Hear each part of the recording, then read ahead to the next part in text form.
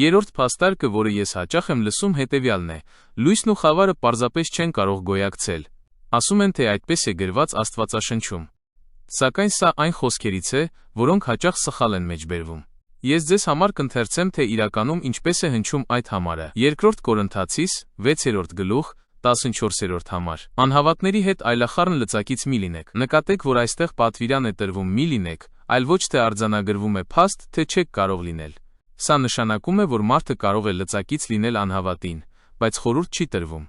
Դուք ծանոթ եք մարդկանց, ովքեր հանդիպում են կամ նույնիսկ ամուսնացած են անհավատների հետ։ Միգուցե դուք ինքներդ եք նրանցից մեկը։ Հետևաբար այստեղ ասված չէ, որ դա անհնար է, այլ պարզապես խորհուրդ է տրվում այդպես չվարվել։ Ապա Պողոս առաքյալը, բացատրելով իր պատվիրանի պատճառը, հռետորական հարցեր է տալիս, թե ինչու դա խորհուրդ չի տրվում, ինչ մասնակցություն ունի արդարությունն անօրենության հետ։ Նա այս համեմատությունները բերում է հավատացյալների և անհավատների փոխհարաբերությունների համատեքստում։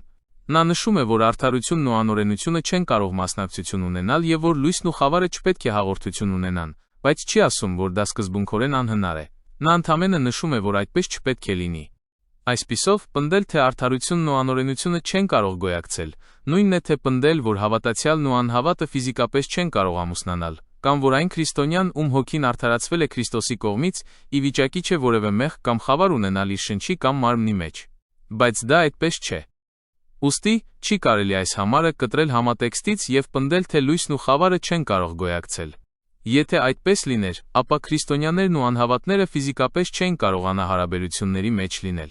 Բայց իրականում այդպես չէ։ Քրիստոնյաներն ու անհավատները կարող են միասին ապրել, եթե ցանկանան, ինչպես որ արդարությունն ու անօրենությունը, լույսն ու խավարը կարող են գոյակցել մեկ մարդու մեջ։